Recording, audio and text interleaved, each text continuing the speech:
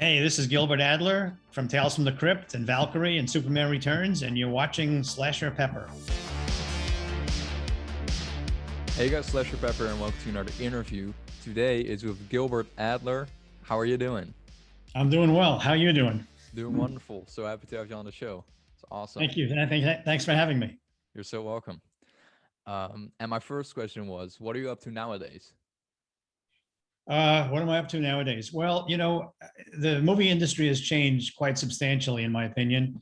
The streamers are really the future in film and television, and so I'm developing a few projects with and for the streamers, and we're developing pitches, and also in one case, I'm developing a pilot, actual script.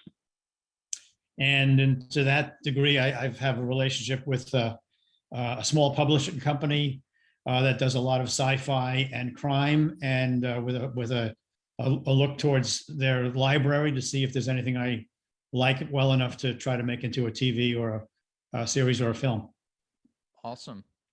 And where can we follow updates about this? Where can you what? Where can we find updates about this, or is it still like really under Well, development? there are no updates. I don't really make announcements until they're real. I know a lot of people Right. that talk about projects that are if and maybe. I really don't talk about them until they're real. That's probably for the better. Yeah. So I just very quietly and in a very little way develop these things until they're ready, and then I bring in name directors and or cast, and then go out and sell it. Awesome. Well, we'll have to keep in touch then for any Yeah. updates. Absolutely. And then to go back earlier in your career, how did you get involved with the Tales from the Crypt series? Well, I had done a lot of work for HBO as a troubleshooter for Chris Albrecht, who was running HBO in those days. He used to be an agent at ICM, and then he became head of HBO. And my background is theater in New York and in London and Hampstead Theatre Club, and came back and had been able to make a little projects, very little projects, which Chris heard about. And so he would call me up as a troubleshooter to say, we're shooting a series in Savannah, Georgia, called Vietnam War Stories. And we shot 2 days, and we're behind. And so could you go down there and take it over? And so I would do that. And then that show in particular won a bunch of awards. So I became somewhat of a troubleshooter for HBO. And then when Tales from the Crypt first started, Chris was very unhappy with the economics of what these guys had done. And so he said, look, I'm not going to order any more shows until you straighten this out. And they said they couldn't. And Chris said, well, you should talk to Gil. And I met with the partners. And basically, I had 3 problems with the show. I looked at the 3 episodes they had made. And I thought the shows there were 3 problems with it. And I said, look, if you agree with these 3 problems, then I'm the right guy. And if you don't, then I'm the wrong guy. It's that simple. And I told them what the 3 issues were for me.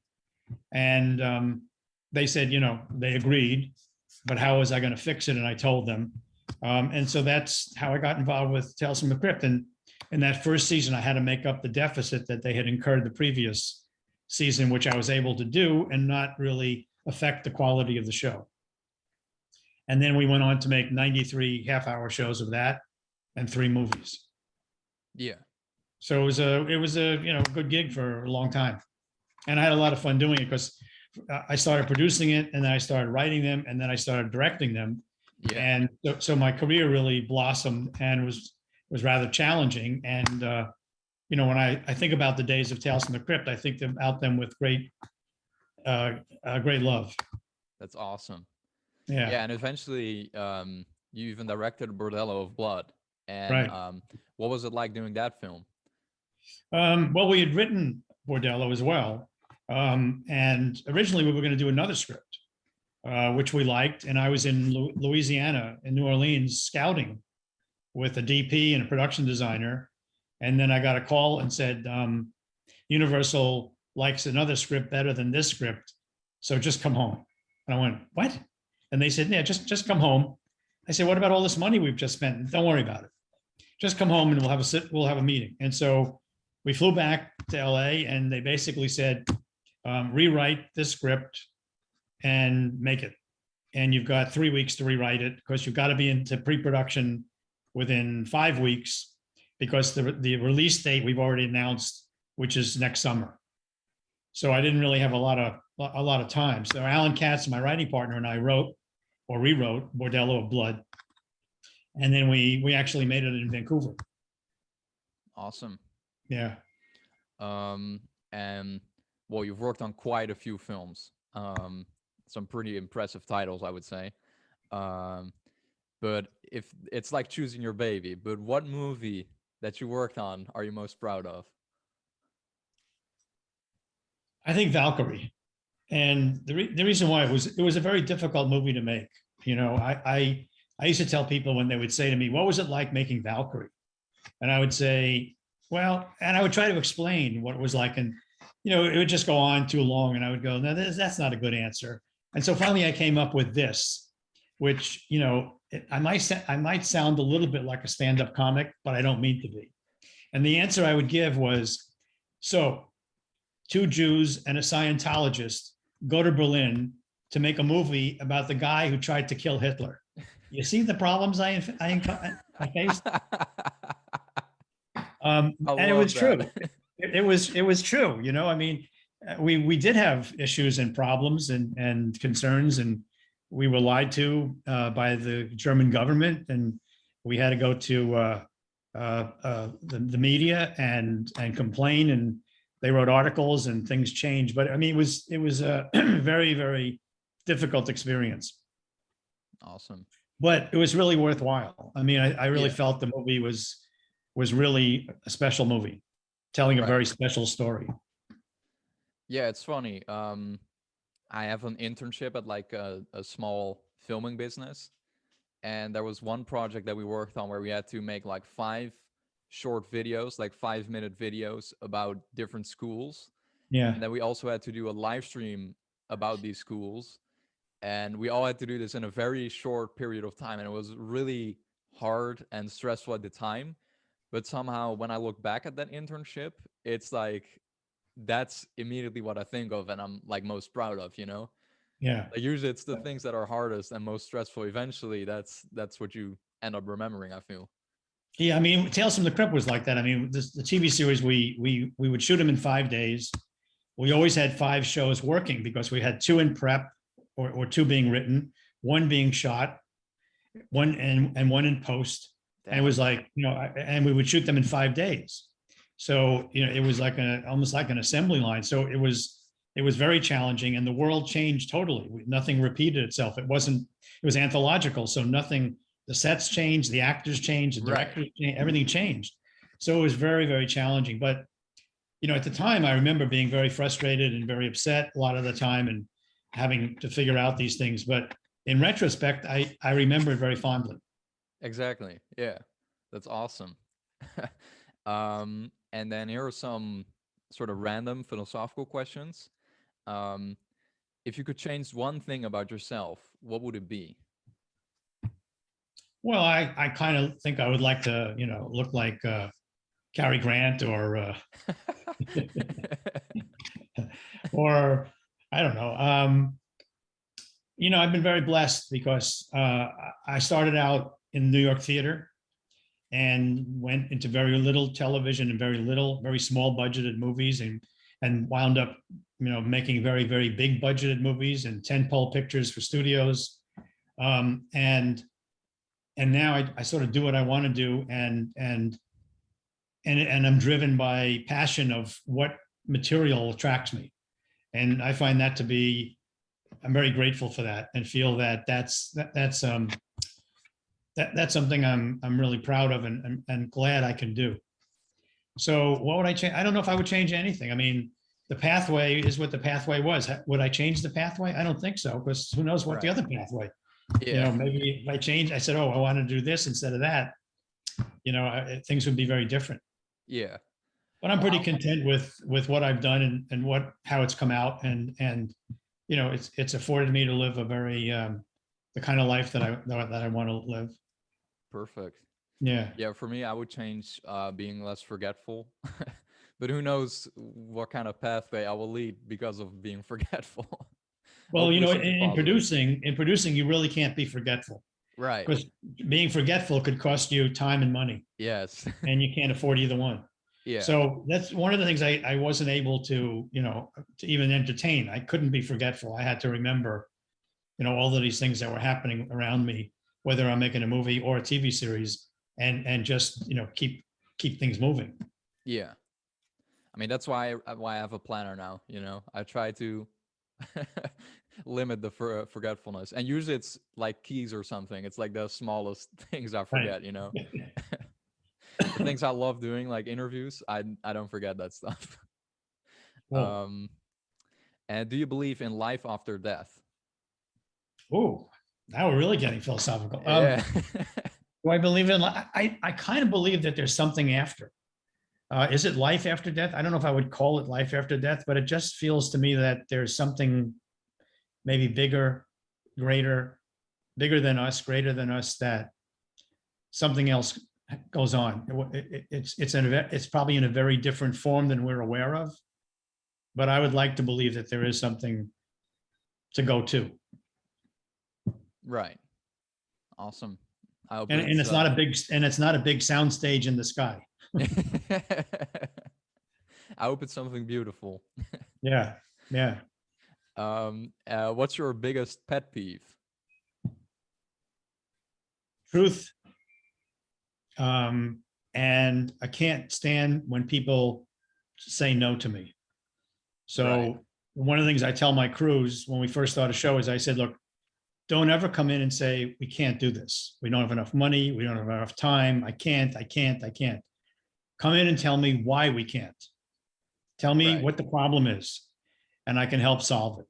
But don't ever say to me, no, we can't do that. That's a bad thing to say to me. I'll jump down your throat and I'll rip your head off. So I'm telling you up front, don't say no to me. Tell me what the issues are and we'll work them out. We'll figure it out. Right. But there's always a way in these movies and TV shows to figure it out. Maybe you have to rewrite. Maybe you have to make it a little smaller. Maybe instead of 25 visual effect shots, that scene can only have 7 visual effect shots. But we can figure it out. And as long as we don't mess with the emotional integrity of the storytelling, it's not going to hurt us. So that's the biggest peeve I have, is when people say, oh, you can't do that. I've been told that all my life. I mean, when I first started out, people said, well, how are you gonna do television or movies? I mean, you don't know anybody in the business, which I didn't, and you don't know how to do that, which I didn't. And I would say, I want to try. And but so it's just a question of, yeah, that's the thing that bothers me the most, when people say, no, you can't do that. So, like, would you say all your life you've kind of been thinking more in solutions rather than problems? Solutions or alternatives. Right. Yeah. I think that's a good thing to guide you through life as well. Oh yeah. Yeah, for sure. Yeah. Also to just have a more positive mindset. Like, by doing that, you right away accomplish that as well, I guess. Yeah. And what's some advice you would like to give to younger and upcoming filmmakers? Don't take no for an answer. No, our business is a strange one. To me, yes, there's a degree of talent that you need to have, but equally as important is perseverance, and just the fact that the passion to continue and the passion to drive. I mean, that's what drove me. So if you have that passion, then you have to stay the course and do this. But I also tell people, if you could do anything else, do it. Because this is a very hard business, and it's a very, up and down, and you never know. You can have one success and 2 failures, or, and it's just a very hard and scary journey. And the only way to do that is if you can't do anything else and you have the passion and the perseverance to continue on. Awesome. I don't think I'm qualified for anything else, so I'm going to keep trying. Yeah. Yeah. And then final question, if your life was a movie, how would you want the movie to end? Well, who says I want it to end? Sequels and remakes. Do you want that? Well, I don't know about sequels and remakes, but I kind of like to stay the course with the original. Awesome. Awesome. Why would I want it to end? Um, I think that's, yeah, I think that's, I think I would just leave it at that. It's been a great ride. It's been a good journey. And it continues. And I really enjoy it. Awesome. I haven't really thought that far ahead as to what happens after, Right. because I'm so busy working on what's happening now. Yes, which is most important usually. So, is Yeah. there anything you would like to add to the interview? Pardon me? Is there anything you would like to add to the interview? Well, yeah, a couple of things that you should probably be aware of. I mean, it's kind of interesting where producing or being involved in movies and television can take you. And I'll give you an example, which most people don't know this about me. But when we made Valkyrie, and I told you it was a very difficult experience to make it, I came out of that movie pretty exhausted and shell-shocked, came back to the States. I was making another movie in New Orleans, and we were invited to present the movie to the Pentagon in Washington, D.C. And I was elected to make the presentation. They said to me there would be about 1,000 military personnel in the audience. We would screen the movie. I would do a Q&A afterwards. And then there was a red carpet reception. And, first I said, well, I'm making a movie in New Orleans. I can't go. And my wife said to me, wait a minute, you don't want to go to Washington, D.C. to present the movie? And I said, yeah, you're right. So I said, yes. We flew to Washington, D.C. We thought it was going to be fun. The Q&A went great. We had a great time doing the Q&A. And the movie presented really well. But then we went to a reception afterwards where we met a lot of the guys, and everybody was dressed to the nines, the guys in the Coast Guard and the Marines, and they were all in their outfits. And the one thing that we came away from, two things actually, was that most of these guys were very, very, very young. And secondly, most of them, either you could see through their eyes out the back of their head, or they were physically damaged. And we were very taken by that. And so I had a conversation the next morning with some senators, and all I wanted to talk about was what are they doing for these guys? And they basically, blew me off and said, you don't know about this, stick to your filmmaking, which got me really pissed off. And it ended where I stormed out of the room. But what it did was when we went back to New Orleans, finished the movie, went back to LA, and I started thinking about, those guys, veterans. And so for basically the next 5 years of my life, I stopped making movies and I raised money for veterans. And we threw some benefits and we raised money. There's a group in California at UCLA called Operation MEND, MEND, and they do plastic surgery and mental health. And so we raised, a ton of money for them. And then we also raised money for developing and training dogs, because a lot of these guys, they attach to dogs. Yeah. And they feel it helps them greatly. And so we raised a lot of money for that. And I didn't realize, I figured, well, how much is involved in training a dog? And then when you get into it, you realize, well, you have to train the dog, you have to train the vet. You have to make sure that there's enough, that he has food for the dog. And you have to make sure that he's not going to kill the dog, which is something I had trouble wrapping my head around until I realized how difficult it has been for so many veterans. So I basically spent 5 years away from the film business, doing that. And we still do some today, but that was something that I never would have thought. If you would have said to me, 5 years before we did that, that's where you're headed, I would have said, you're out of your mind. I mean, I'm not a veteran. I had flat feet and a heart murmur, so they didn't want me. And I knew nothing about the military until that evening when we went to Washington, D.C. So you really never know where these things are going to take you. Right. You think you're doing one thing, and then you find out, 3 years, 5 years later, you're involved in something else altogether. So I think that's part of the nice thing that happens when you're in this business, if you're open to, examining these things. So I find that to be a great, benefit to my life. And a lot of these stories don't end happily. I had optioned a book called Until Tuesday. You can get it on Amazon if you want. And it's about a vet from Afghanistan and Iraq who was injured, and he got a dog that was trained in a prison, a shepherd. And since he got the dog on Tuesday, he called this book Until Tuesday. And it's all about him and this dog, which I thought was maybe make a good movie. And so we made a deal, and we were working with him on it. And make a long story short, we were working for about a year on it. And all of a sudden the call stopped. I couldn't reach him. And I thought, gee, he must have gone away or done something. I can't imagine what. And then I read the New York Times digitally every morning. And one morning, about 3 months later, I'm thumbing through the New York Times, and there's a picture of this guy. And I'm reading the article, and it basically said he left Tuesday, the dog, with a friend in New York City and flew to San Antonio, Texas. And as soon as they said he went without the dog, I got really scared, because he and the dog were inseparable. And it turns out that he went into San Antonio, rented a hotel room, and blew his brains out. Damn. And that's pretty sobering when you're with somebody and you think you know somebody, and something like that happens. You sort of question, what could I have done differently, or could I have recognized something that could have helped him? And that's where all this has led to.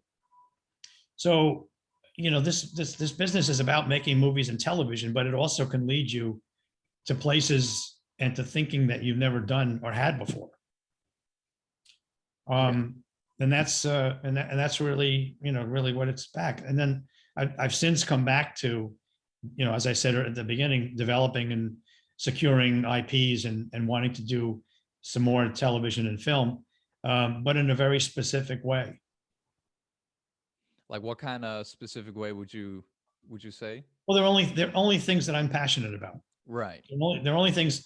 I don't really look at things from the point of view of, can I sell it? I look at things from the point of view, would I want to see it? Would I get off on it? And if I can, and if it's good material, in my opinion, then I'm interested in maybe pursuing it. But I get a lot of offers to do, produce this movie or that movie, and I just go, I'm not interested in this. So I can't do it. I can't emotionally attach myself to something, and just say, okay, I'll do it for the money. It doesn't work. It doesn't really work that way. So, those things, whether it's a comedy or a drama or a thriller or a sci-fi or whatever, it's really about, I think that's a really good idea, and I want to make it. Right. Yeah, you should always do, at least that's something I kind of want to try and, do something passionate, something I'm passionate about. Yeah. Well, that was a interesting story. I didn't expect to hear that.